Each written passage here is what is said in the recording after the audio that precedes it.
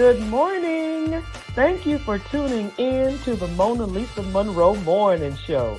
Grab your coffee or your tea, hunty, because we have a lot to talk about. But before we get started on those red hot topics, please go to my website, www.monalisamonroe.com. We've got t-shirts, we've got mugs, we've got toast. Believe me, we've got you covered. And also, you could purchase my book, Life After the Diagnosis. If you know a survivor or you are a survivor, this is the book that you need. Well, let's go ahead and get this party started right, shall we?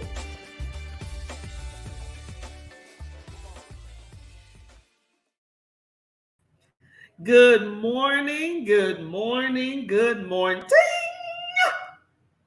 Welcome to the Mona Lisa Monroe Morning Show, honey. Grab your coffee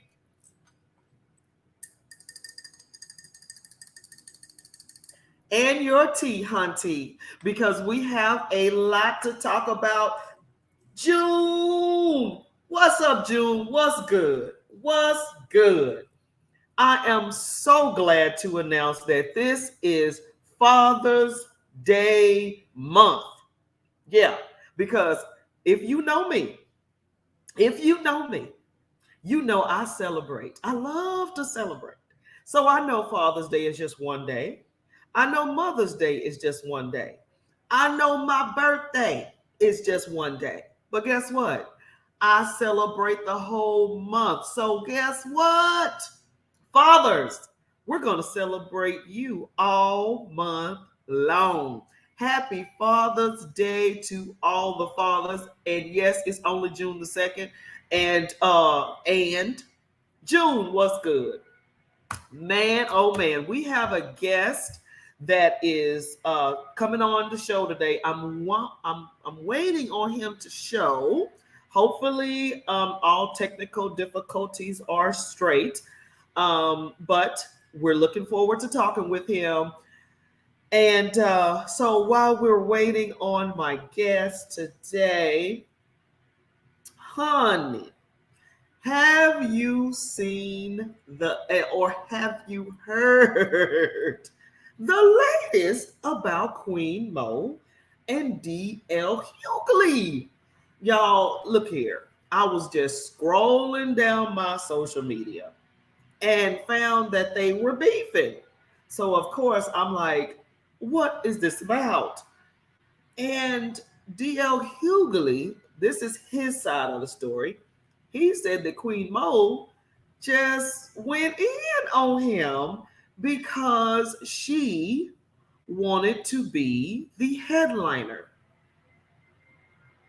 She said that she was, basically upset about going after, before DL Hughley on this comedy show, at this comedy show.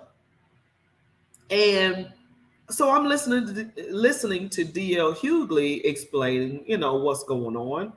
And I'm like, well, man, I thought they were cool. I thought they were friends. I'm like, man, black on black crime for real.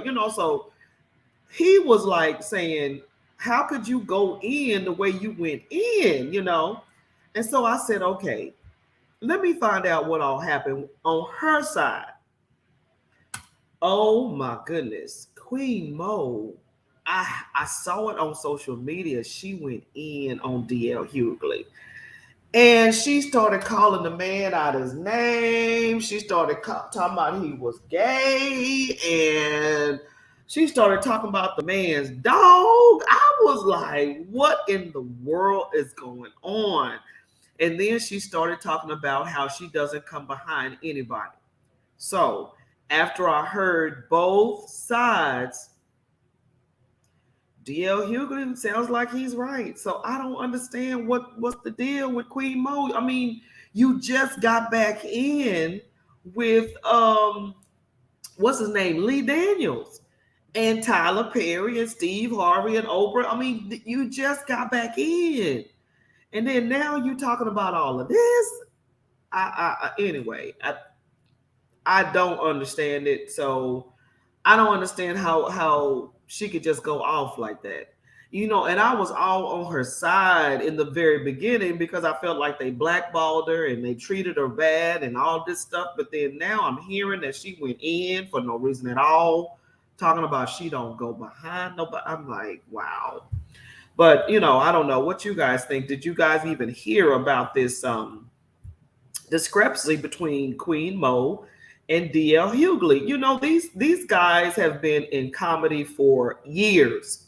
And I'm thinking that the relationship should be a little better than this.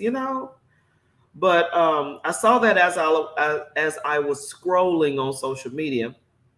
And also, I'm listening to the new news about this school shooting, about the police. Now, mind you, it's slowly coming out. Everything about this school shooting is slowly coming out.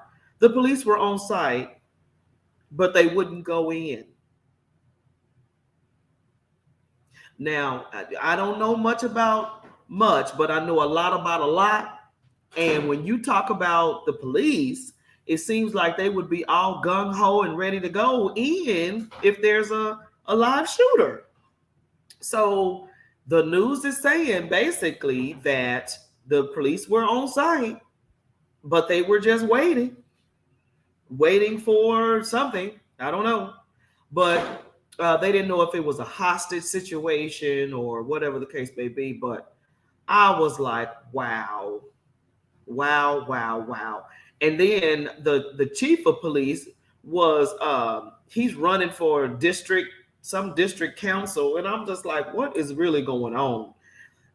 I mean, did this boy really shoot up the place, or was there something else going on? I mean, the truth is going to come out. It's going to come out what really happened at this elementary school. I mean, it's just so sad. And then as I was, scrolling and things like that, I forgot the man's name. I should have wrote his name down. But he is actually designing the caskets for the children. And he's got a Superman casket. He got a Star Wars casket. I mean, it's just the sweetest. Just the sweetest. And and that's one of the things that I wanted to talk to fathers about. Man, this dad that as I was reading along, this dad, his daughter survived, but his son died. I mean, can you wrap your brain around that? Both of them was in the school now. Both of them were in the school, but his son got shot and his daughter lived. Man, oh man. And then you hear about this husband. His wife was the teacher and she got shot. And 2 days later, they said he died of a heart attack. Well, close friends said that he died of heartbreak because his wife, they were so close. I'm just like, oh my gosh, as you just continue to read these stories about this school shooting, it's just, it just doesn't get better, and why would it get better? It's a school shooting. So here we are, the White House, the representatives that call themselves representing you. Here we go, not wanting to pass any laws dealing with these guns. Are you serious? And so now we're wondering what is going on with the Republican Party. Now, let me say this, because I'm not trying to come on and start beating up Republicans and stroking Democrats. I'm just trying to understand why it's so important for you to keep an AKA at your house. Now, a gun, okay, you want the gun for protection. You want to protect your family. I understand that. But an AKA, automatic, what in the world? And the fact that these gun laws, I mean, just recently, I mean, I kid you not, just recently in Georgia, it was passed that you don't have to have a permit. And so you wonder why, or you wonder how these 18-year-olds are getting these AKAs. They don't have a background. So they're going to pass the background test. What in the world? And then you say, okay, so there's no testing, there's no background checks, there's no. Yes, it is, because they announce what they're going to do on their social media pages. Now, you have the telephone, you have the cell phone, okay? Your cell phone tracks everywhere you go. You have social media that tracks everywhere you go. You post it, you say exactly what you want to do, and they can't go get you. They can't find you. You can't get in trouble. But you know what? I forgot where this place was, but this kid called this kid called himself, saying that he's going to shoot up a school. They go to this little boy's house. The police handcuffed him and took him to juvenile delinquency jail. Yes. And guess how old he was? 10. He was 10 years old and said to his friends on his social media page that he was going to shoot up the school. Now, mind you, he used the code word. He said, it's going to rain. That was the code word for letting everybody know that he was going to shoot up his school. He said, water day. Tomorrow's water day. 10 years old. And honey, the police kindly went right to that little boy's house, picked him up, and took him to jail. Exactly. So at this point, I'm just trying to understand what is going on with our youth to the point to where they feel like they can shoot up a whole school. A whole school. And why? I mean, back in the day, detention was rough. You had loners. You had kids that just, didn't talk to anybody or didn't fool with anybody. You had those type of kids. But to shoot up a school because you're a loner. But you know what? They said that these bullies, and we all had bullies growing up. Y'all got to excuse me. Pollen is high and my allergies is kicking my behind. But we all had bullies growing up. Maybe some of y'all were even bullies. What would we do with bullies? What would we do? Somebody would join up and beat that bully down. Somebody would get tired of getting bullied by that bully and beat his tail or her tail down. That is not the case anymore. These bullies are having kids commit suicide, start killing other students. I'm thinking, what in the world? What happened to a good old, I know y'all don't go after me when I say this, but let's put this thing in context. What happened to a good old fist fight? Y'all remember, I'm gonna meet you at the bus stop. You meet me around the corner. I mean, you remember that? Kids used to just duke it out. No knives, no guns, anything like that. They just old school fight. They don't do that anymore. But then now, I don't know. I could be wrong. Maybe they still do fight. I don't know. But I'm not advocating I'm not advocating violence. I'm not, I promise. I'm just saying instead of using a gun, instead of using a knife, use your fist. Anyway, yikes. So the school shooting, new information is coming out about this school shooting. The police were on site. They didn't have to be called at the last minute. They were on site. They just wouldn't go in. And then they were talking about this teacher left the door open, and then later on they found out that no, she did not leave the door open. The door wasn't locked when it's supposed to lock. So when you close the door, it's supposed to automatically lock. It didn't. See, and that's another thing. Where's the money going towards these schools for repairs? So anyway, here we are. The door didn't lock, so the boy went in. So it's just a lot. And as you listen and as it goes on, the truth is going to come out, like always. Like the Bible says, whatever's done in the dark is going to come to light. So it's going to come.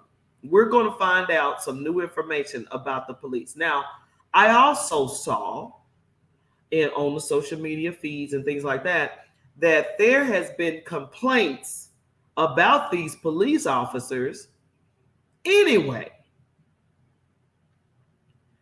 They weren't the police officers that's down for the public. I mean, the public anyway. So as we hear, as we go. So the school shooting, new information, and then the Queen Mo and DL Hughley thing. I mean, that was weird. Thinking that they're tight, they're close, they chilling. What's really going on? So, all right, honey. So, just those two things, just wanted to throw out there and see what you guys thought. Because, I love them both, DL Hughley and Queen Mo. I mean, they were old school comedians. Anyway, so those are the two red hot topics that's on the table before I get my guest on. But I just wanted you guys to, tell me a little bit about what you think about those two topics. Queen Mo, DL Hughley, with their beef going on. And then what do you think about the new information about the school shooting? Were you just as surprised as me when you found that out? Crazy, huh? Weird. But let me double check and make sure my guest is still coming on. I don't want to have you guys thinking that we're good to go, because we got a good guest. We got a good guest. So I'm still waiting to see if we're still having technical difficulties. But as we're waiting, what do you guys think about Queen Mo and DL Hughley's beef? And what do you think about the new information about the school shooting? About the police being on site already, just not going in. Well, can you blame the police? They was probably terrified. They're scared of everything. Well, no, not all police. I take that back. Not all police, but these particular police officers. You are sworn in to protect and serve. You're sworn in. You got a gun. You might not have an AKA, but you have a gun. And we're talking about an elementary school. Go in shooting like the Wild Wild West. Let's go. Go in shooting. Wild Wild West. Don't the Wild Wild West. I mean, because if it's my elementary school, my children go, and you call yourself being a shooter, and I got a gun, baby. Trust me, I would go in there like the Wild Wild West. The Wild Wild West. Yes, I would. There's no way. It was parents. Look, real talk. If y'all see some of the videos, it was parents, no guns, ready to go in there. That's a parent. I mean, they had no guns, but they knew their children was in the school, and they heard the gunshots. These parents was trying to get in the school. Man, oh man. Think about that. Incredible. It's like when it's your child, you have no fear. Man, I remember one time I read that a mother was in a car accident, I think it was, and the child was trapped in the car, and this woman lifted the car off of her baby. I'm telling you, you get strength from the Lord when it comes to your child. You don't care nothing about nothing. It's your child. Man. It was said that she lifted the car. Oh, it was another story that a mother swam to save her child from drowning. I mean, you can go on and on about, and fathers too now. Oh my goodness. Oh yeah. I think it was 2020. I don't know if it was 2020 or 2021. This man climbed a building to rescue his mother from, I think it was an apartment building that was on fire. He climbed the building like Spider-Man, honey. And that's what I'm talking about. That's what I'm talking about. Fathers, man, oh man. Man, oh man. I'm celebrating you guys all month. And I'm hoping that my guest pops on. He said he was going to come on. He's having some difficulties. I'm hoping that he can make it, because he is an awesome father, and I've been knowing him for a while, for some years. Man, how long I've been knowing you? Probably about 7 years, maybe so. But yeah, so I just want him to come on, so you guys can meet him. But like I said, until then, we know how to improvise. But I do want to continue to urge all the families to support, praise, honor, reverence the fathers at home. Because fathers, and it's hard. My biological father and mother separated when I was young, but I had a stepdad that was awesome. And so not everyone has that, and this could be sort of like a sticky subject for a lot of people because they weren't raised by their father. And I wanted to sort of touch a little bit on that, because I wasn't with my biological father. And as a woman that wasn't raised by your biological father, but a stepfather, there is things that you don't know that happens to you psychologically until you start to grow into adulthood, and when you start dating and even marriage. Um, there are pros and cons, but I can tell you this: a father is definitely needed in a daughter's life, in a son's life as well. But I'm a woman, so I'm referring to daughters. You grow up and you always want to hear your father say you're beautiful, you're smart, just different things like that. And you always want to have that male presence in your life that is your loving father. A stepfather can love you, don't get me wrong.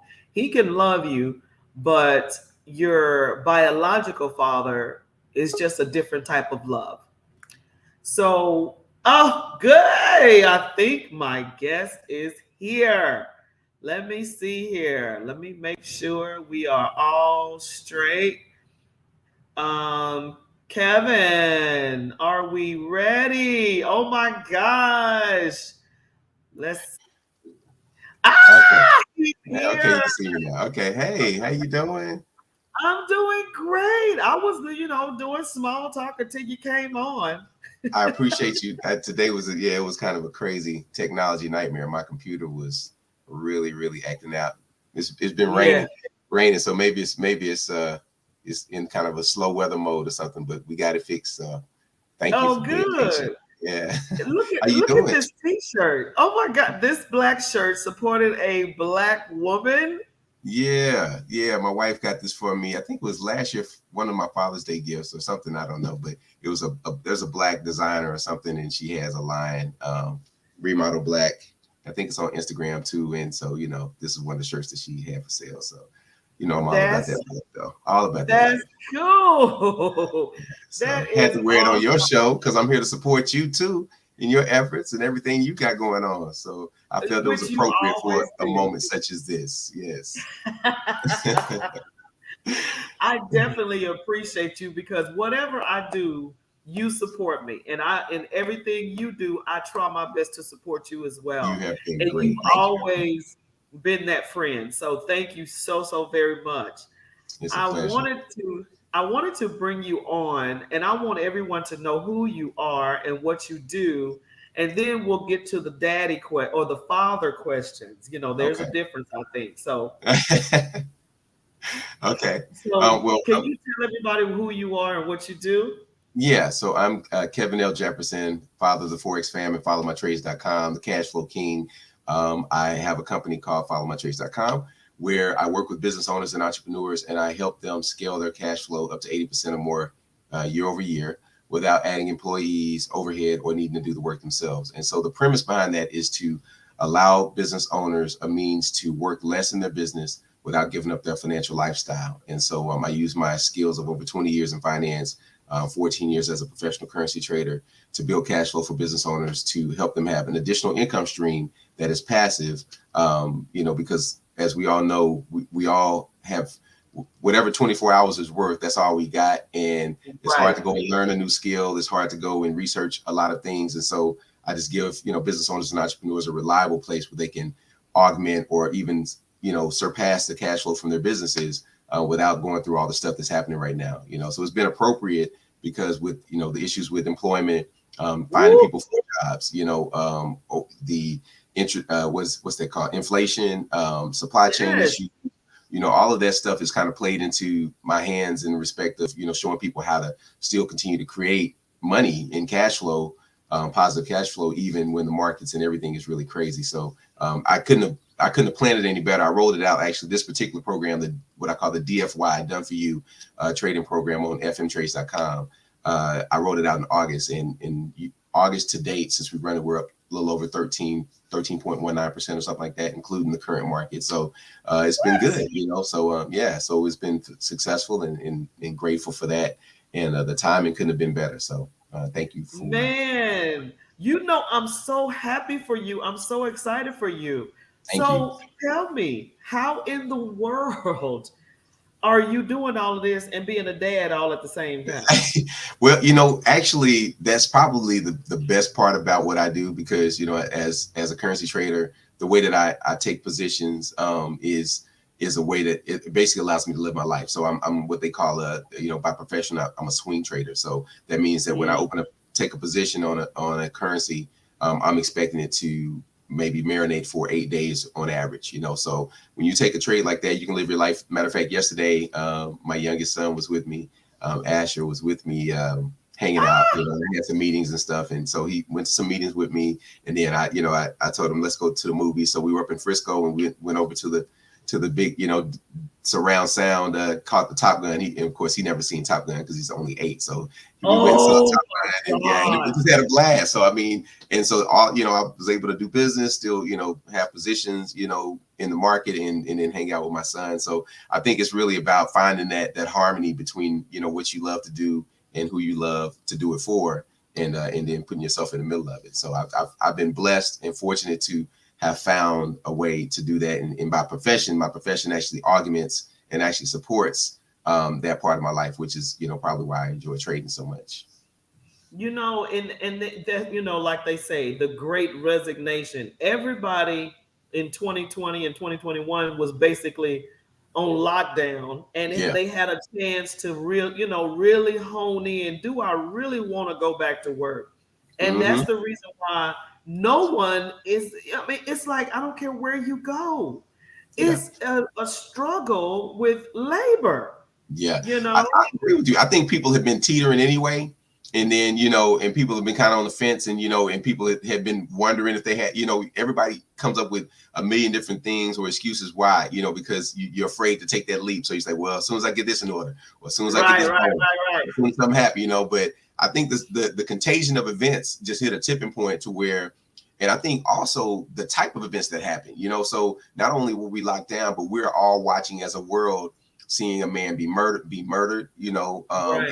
that affects you, because I think you at some point have to, like, you reassess your life and, like, man, what am I doing? I'm getting up to do something I don't even necessarily love. I always called it, when I would talk to my students, I would call it the corporate coma, where you go to a job you don't like, around people you don't like, for a check you don't like. You know what I'm saying? And why are you doing that? So why are you doing it? Yeah, a lot of people said, hey, I'm about to wake up out of this coma and I'm going to strike out, because there's no time like the present. And I am really, I'm admiring people just really going for it. Formal education, I have one of my close friends from West Point, been a friend of mine for nearly 30 years, Nate Scott. He wrote a book called Life is Rich, How to Create Lasting Wealth. And it's a biblically based, biblically based, in the financial principles are biblically centered or whatnot, but he really gives like real life experiences from his own life. He became a millionaire, I think, by the age of 32.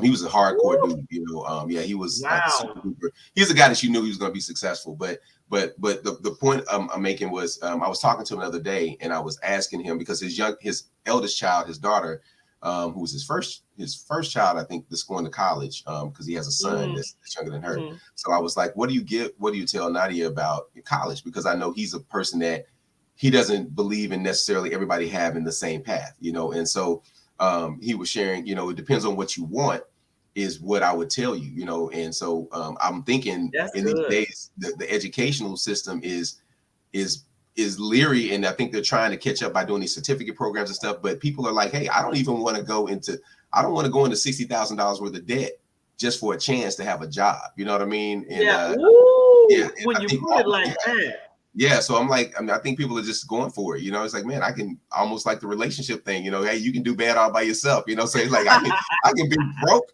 working on my dreams. I ain't got to be broke working on somebody else's dreams. So but I can get up and at least I'll get up earlier for my dreams. So it's just something about what you said with your son. Not only are you making your own money and doing your own thing, you can do it with your children, and being the head of your household, having your son see dad, spending time with him and making money. That's like the ultimate dream. Yeah, it's like the trifecta. It's like the trifecta. I'm grateful. I am completely, I'm just really, I am just so grateful, for my life when I think about it. I mean, it's probably what I would, ideally what I would want, you know what I mean? And my son, Asher, I started already teaching him some concepts of trading. And he was asking me the other day, are you going to, you're going to keep teaching us how to trade? I'm like, absolutely, because, I think what we've all wanted, I think I can speak from my experience, and my dad was great. And he was very much entrepreneurial and very much a leader. And so I kind of got to watch him close and from afar. And so, he planted seeds, but there were things that just from a personal financial, I was talking to somebody actually at an event last night about this. The personal finance side, a lot of times doesn't get translated because of just where we come from as a collective, and so I'm grateful to really build on the lessons that my dad shared with me, and also take the memories of my dad being there for me. He worked full-time jobs. He was in the McDonald's business. But he was coach, one of the coaches for my soccer team. And so he laid examples for me, my dad, and so I'm just like, I'm building on that. And with the time freedom that I'm blessed to have to expose my sons, like I'm literally extending my legacy by 100 years, each just by him building my life, because now I get to take and live my life and then impart the lessons that I want them to have along the way, and kind of really give them a real world education and get to spend time with him and like do all the stuff that a dad needs to do, in my opinion, which is kind of let your son see you, go and do what you say you want him to do, and then have fun along the way, you go visit the movie, get the movie, and like, let that be the norm, like not, it's not this weird thing. Like, this is what you are. This is what your mantle is. Like, this is what you're gonna improve upon this for your children, So I'm really only just work, but work and play. Yeah, like when it all like really is it's like the combination of the two. Like, and it is seamless, and it makes it easy to get up in the morning, and it makes it easy to to do all the stuff that you do, because that, hey man, you're not really missing a beat. It's not like daddy's got to go work 80 hours and then I see you on weekends. It's like, man. Yes. So and all love to dads, people, whoever, if you're working 80 hours of anything and still seeing your kids, you know what I'm saying? Like, that's phenomenal. But I'm just grateful that I'm in that position. So that is right. Yeah. We got a question on the table. Is Father's Day even celebrated at your house? Oh, yes, it is. My wife, Jennifer, she is so amazing. So last year, I can't remember all the stuff they did. I don't remember all the stuff she did for me, but like, massages and, the shirt, and then they got me a robe, and it's like this velvet robe. It's got my initials embroidered on it. It's got King on the back. It's got a hood. It's really dope. And they just really did it up. So my wife is a celebratory person in certain aspects. So she celebrates me as a dad and as a man. I appreciate her. And so obviously we celebrate her as a mom. So we celebrate Mother's Day. And then only two other things we really celebrate, is birthdays. Like, she's big on birthdays. She's not even big on Valentine's Day, which I'm grateful for. You know what I'm saying? Yeah. So y'all are in the same vein. Like, she said, hey, I will celebrate my personal New Year, and I don't need, I don't need a manufactured, romantic day. We cool, but I'm grateful, because I'm like, all you do is go out and eat overpriced food that's on an a la carte menu. It's jacked up in price. Might be good, you enter with a bunch of people, and then you go into, everything's overpriced. You know what I'm saying? Roses $12, and now they $54. I'm like, I'm telling you. Yeah, now especially when you and I see you, and I want to give you and your man your flowers, because y'all show love every day, and I'm like, so you loving on. I'm like, well, you get loved on like Mona Lisa's getting loved on. I mean, what you need one day for? You got he's gonna love to hear that one. He's gonna love to hear that one. That's how are you feeling about celebrating Father's Day coming up?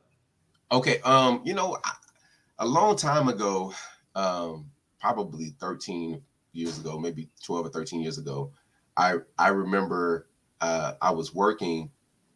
I was still a financial advisor at the time, so I was really kind of heavily in that space or whatever. But I was working, and I realized, oh man, Christmas is coming up like in a couple of days. Like, I was just working, I'm in business for myself, but I'm working, and so I was just kind of agnostic to the fact that we were a few days away from Christmas. Not really, but you know what I'm saying? But like, I wasn't really paying attention. So it's been a long time for me where I can say I anticipate a holiday, So, Father's Day for me, and especially one, I think that I would say I would consider self-serving. I don't look forward to those moments. I look forward to Juneteenth weekend because I get to hang out with my family and we're going to go do a parade down in Waco. And, you know, so I'm going to do some activities with my extended family, you know, my cousins and stuff, which will be fun. But I don't ever look at it like, hey, I'm ready. So y'all can like love on me or show me you know, my family, the people who love me, they show me love every day. And so I don't say I look forward to it. Yeah, but I'm just grateful. Awesome. Are you anything like your father in raising your children? That is an excellent question. I would say in some respects, yes. I'll speak as far as myself. I have 2 older brothers, an older sister and a younger sister. So as far as my dad with me, I was because my younger sister, you know, she's daddy's girl, so they don't even like it ain't even a fair fight, you know. But for me, I feel like my dad was he was firm, he was fair. And as far as I was concerned, he gave me a lot of latitude to make my own decisions within the realm, you know. And I think that served me. But I think that's him knowing his children. And so I would say, yes, I'm like him in the sense of I really do. I'm very mindful to handle my sons, Christian and Asher, in the ways that I feel are appropriate for their personality. You know what I mean? And sometimes it may look some kind of way, but I'm like, I just don't feel like it doesn't look fair a little bit. Yeah, sometimes, you know, but I know that everybody's getting what I feel is necessary for the moment. Now, I'm not one, I surely have not taken on his trait of putting the smack down. Like my dad, hey. You don't whip him? Nah, I didn't say I don't. I didn't say I didn't do that. I don't say they ain't been whooped before. I'm just saying, like, relative to this point, I don't know, at this point in my life, I'll give it maybe one more year. This point in my life, I know they probably got 8 and 9, so like a sliver of the whippings I got. Like they it's definitely more for me. And their mom would, you know, she's gotten on to me about that because she's like, nah. But I use a psychological warfare, so like I've spanked them, you know. But I think the threat of it at this point is still powerful enough, and I take stuff away. Like, you know, I also take stuff away. So I mean, they like their PS5s and all the stuff in the TV and all this, so the tablets. So I take stuff that they really care about away, and even eating out, you know, because they love to go eat out. You know, they foodies, so and that's not cheap. I think nowadays the whippings aren't really that as necessary, and I say that because kids now, like you said, psychological. They're smarter now. You know, not to say that we were dumb, but if you mess with their electronics, or if you say you're not going anywhere or whatever, it's like a beating to them. You know what I mean? Exactly. Yeah, they did. They lose. They are out of. Yeah, they just don't know what to do. Like they don't know what to do because we growing up, we didn't have those type of things. So you would have to lay the belt on us, because other than that. Yeah, I agree. You know, I mean, and it's just the I think it's just really the movement of the times, right? I mean, you got different ages of parents. You know, I mean, a lot of my friends, kids are already like they're going to college. You know what I mean? And so I'm kind of even removed from that. And I think the age in which I had, you know, children or whatever, I was blessed to have children. It kind of worked for me because I was older and I'm more laid back. You know, I feel like they're getting the experience of that youngest child that, you know, when the mom and daddy got like three kids like 18, 19, 24, and then they got a 5-year-old, you know what I'm saying? Like, and you know the 5-year-old you know what I'm saying? And the other kids, man, you ain't handling the baby like you used to handle us, you know, but I'm telling you, a little bit more mellow, you know. So I'm telling you, my sons get on me all the time. Mama, you were so hard on us and you so easy on that. I said, because I'm tired now. I don't have time for that. Just do right. Just do the right thing. Please, just do right. But then again, you know, I talked to that youngest one, and he's going to be 18 this year. He said he learned from seeing them get in trouble. So he's not going to go there. You know, so it's just a different mindset. It really is. Yeah, I'm with you on that. What advice would you give young fathers in these times raising children? Wow. That is so powerful, man. I would say definitely create a game plan for your children. You know what I'm saying? Like create a game plan for their lives and how you want their lives to play out. and really like look at the end game. I mean, kind of like what Covey says, begin with the end in mind. Really write down like how you want to see them in their adult life, and then reverse engineer that plan into their lives and see what it takes. And I think that that's important because as a young father, you may still be trying to find your own direction. And so if you do that for your children, it'll help you set your course as well as a dad, because you're going to probably place things that facilitate that, you know what I mean? And so if you really are a father who cares to do the job well, I think you say, okay, what do I want for my children? Because now I'm having to prepare to take a side seat to their desires, you know what I mean? And so what do I desire for their lives while I'm charged with that, with that mission? And then whatever you're trying to facilitate for their lives, you have to be one of the facilitators. And so I think it helps you shape your journey as well. And so maybe some things that you wanted to work on or whatever, and you've hesitated, so I think it can be good. Just really set out a game plan for your kids, and it gives you something to work towards as well. It's not, it has to be perfect. Nothing's perfect. But having something laid out gives you a better chance of success than not having something laid out. And it also helps you think about, really think about fatherhood. You know what I mean? Because I think, I always tell people, I feel like my 3 Ps for my kids are, protect them, prepare them, and provide for them, and so. I love it. Yeah. So I'm creating that safe space for them, but I want to give them access to experiences and knowledge and wisdom and opportunities, and provide for them as well, so that means if I'm doing that, I've got to get out here and go to business meetings, even if he's with me, and I'm doing it with a mindset of that. Yeah, I can create for myself, but creating for them and having like their lives in my mind, like everything I do, I'm intentionally like thinking about, how is this going to impact my children, or how can I take this and turn it into a lesson for my sons, right now, so I think once you lay that out, lay out a vision for your children, it helps you with your vision, and it may help you some guidelines and how to handle your kids as a young father. Have you had that opportunity to speak to a young father and to, mentor or anything like that? That's a great question. I speak to a lot of fathers, and I don't know if they're young. I mean, they're younger than me, but not really young. I feel somewhere in my spirit that I have, but it may have just been a word of encouragement, and I can say that I'm really actually impressed. Like a lot of the men that I've met, young dads or even passing or whatnot. So the short answer is I haven't taken on a mentee in that particular sense. And so I'll explore that. If I will put myself in position to attract that, so that I can be there for somebody. But you know what? You're doing it anyway, though. Yeah. Okay. With your classes. Yeah. Well, I appreciate that. Thank you. I mean, I feel like there's a lot of ways that I was actually reflecting on this, on Sunday. I had reached out to a few different men in my life, like people some from the past that I hadn't talked to in years. And we rekindled, reconnected and kind of going. But bottom line is, each of them, at least like a handful of them, I thought of them, and then I thought to reach out to them as soon as I thought of them, like sometime in the last month.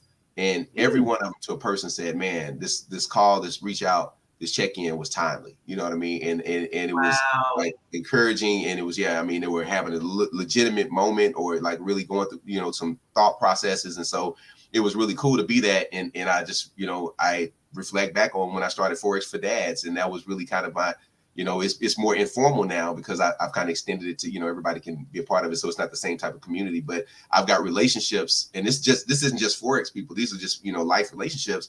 But I found that that's been a blessing, a gift of mine that, the God has allowed me to really speak to the hearts of men in a certain way. And definitely from the standpoint of, I think their vulnerability, because I think so few of us have an opportunity to be vulnerable, and particularly with one another, and so I think I'm honored that, I have men in my life that are accomplished men in their own rights. I mean, Alpha, Bravo, Charlie, Delta, call them whatever you want to. They are men's men, but they still lean on my shoulder, and talk to me in confidence about things that I know that they may not have shared with a lot of people, and so I'm grateful for that. I'm grateful for that. So anyway, but I would set a vision, and then I would also I would find a way to get some income, like some way to get some passive income. You know, they've got the shipping, the drop shipping. I was talking to somebody yesterday who they reached out to me about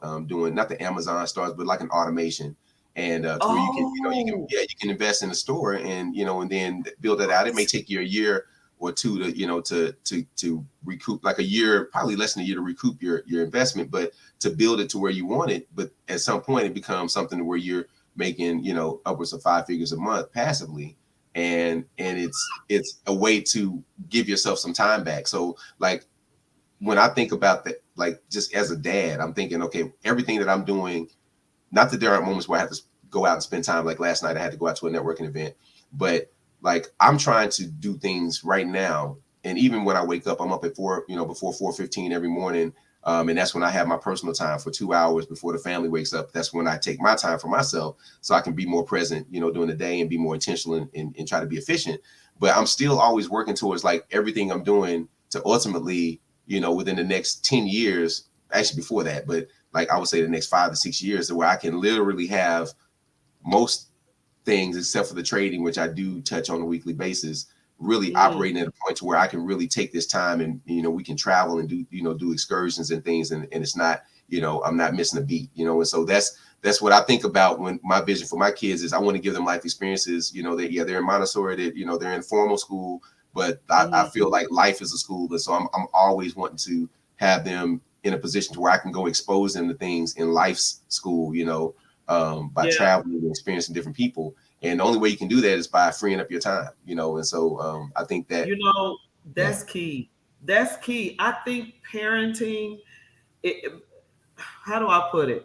I think parenting is best shown with time. I agree. You know what I'm saying? I agree. Because time can allow you more money. Time can allow you more, free time or whatever. But how many stories have we heard of rich kids being upset with their parents? They have everything, but then they'll say, "But you were never there." Yeah. I have a friend. He's passed away now. He was a good friend of mine, and I considered him a mentor, even though he never called himself that. But his family is a prominent family. If I said the name, like you would know it, especially in Dallas. So, but his children. He had a really a fractured relationship with his children from what I observed, and they just they just were not in a good space, and they were born into money, you know what I mean? I mean, to where like when you born into retirement, you know what I'm saying? Exactly. But when the relationships, the most important ones, are not intact, with parental relationships, it really doesn't matter. Like I would rather, God forbid, be in struggle mode with my family intact than to be wealthy and my family fractured. You know what I mean? Because like, why am I doing it otherwise? You know what I'm saying? Like, what's the purpose if my family ain't benefiting from my presence? So anyway. Yeah. I have always admired how you say different things concerning money. Like you were talking about, instead of saying bills, you say investments, just different little key things. And I remember you told me a long time ago that it's a mindset when it comes to the relationship with money. Yeah. And I think the same thing about parenting. You got to have a certain mindset to know that parenting is not just buying your kids some shoes, buying your kid that, it is relationship. It's so very important. And it's biblical as well, because God wants a relationship with us. He doesn't want you working night and day at the church, working and He wants a relationship. And it's the same with your children. That's so right. You're an awesome dude. You're an awesome dad. And tell wifey I said hello. I love you guys. Continue to spoil. And when I say spoil, I don't mean like ruin. I mean, I get it. With time. I get it. And I will take you up on that. I would definitely do that. That's my honor. It is what I, one of the reasons I live is to share that time. And, my son, I got up and then I went back and laid down because it's raining here. So I was like, man, I need to break. I want to lay down. And so I lay down. And so my son came, Asher, my youngest, came in, and he'll come in and he's like, "Good morning, Daddy." He comes, he reaches over, he gives me a big hug, like a big old, just a good old deep embrace, you know. Like saying that, you know, like we say, do the same thing when we go to bed. And I'm like, man, my day is made. You know what I mean? Like my day is good. Like, it can't nobody say nothing to me today without me. If I go back and think about that moment, like that's everything. And so being able, just even be able to you know, wake up. I know it's summertime now, but just being able to wake up to him, you know, and him wake up to me, and kind of let that be almost an expectation. You know what I mean? I'm okay with that. You know, I'm okay with living up to outside of that hustle and bustle. Just time. Exactly. The busyness of life. You know what I mean? So, man. Woo! Well, happy Father's Day. Thank you for being a guest on my first show in June. Hey. And of course, I'm celebrating all month my fathers. Absolutely. Well, I appreciate you so much, Mona Lisa. I'm grateful, and it's so wonderful to watch you in motion. You know, we've done so many things in the past, and it's just really cool. Right. I'm just really excited, man. I love watching I just love watching your journey. You know, you are an inspiration. You are an absolute inspiration, and you know, I know people who watch you and follow you probably know your story and like your journey, but like I don't think there's been a time, at least when we've been together, to where I've seen, even though like you know, like to where you have not had a smile available. You know what I'm saying? You know what I'm saying? Not that there was always one there like to start or whatever, but it was like you have always left or had a smile at some point in the context of us being in each other's presence. And even when you share things about, you know, what you dealt with, you know, health-wise or whatever. I remember we were at the La Madeline in Las Colinas one time. Yeah, I remember that. Yeah, and you were sharing some things, and I was like, man, your attitude and your spirit, and man, I'm just really grateful to have you as a friend. So just wanted to give you those flowers, because I'm all about giving flowers to the living. So yeah, you're awesome. You're awesome. So thank you again, love. I appreciate you. Thanks again. I love you. Tell awesome. Wifey I keep up the good work. All right. Thank you. Will do. All right. Enjoy the day. Bye-bye. Bye-bye. Man, what an awesome show. I'm so glad he got those technical difficulties straight. I'm so glad he was able to jump on. I hope you guys gleaned from that however you could. I mean, he is a phenomenal businessman. He's an awesome dad. He's an awesome husband. Kevin Jefferson, follow him, click like and share the show. Replay this thing back and hear again what he's doing for people if they don't have employment, or if they're at home, or if they have an inspired or admiration to work at home. If they want that extra income, check him out, Kevin Jefferson. Thanks again for being on the show today. My very first Father's Day show. Now, I know you guys, it's not Father's Day, Mona Lisa. I'm telling you, I'm going to celebrate fathers all month long. June is your month. Now, next week, look forward to another father or some more fathers. I can't wait. This is going to be an amazing month for the Mona Lisa Monroe Morning Show, honey. So make sure you grab your coffee, grab your teas, because we have a lot to talk about. Okay? Okay. Once again, thanks again for everyone that has tuned in to the show, My Portraits. Mwah! Have a great Thursday. Holla!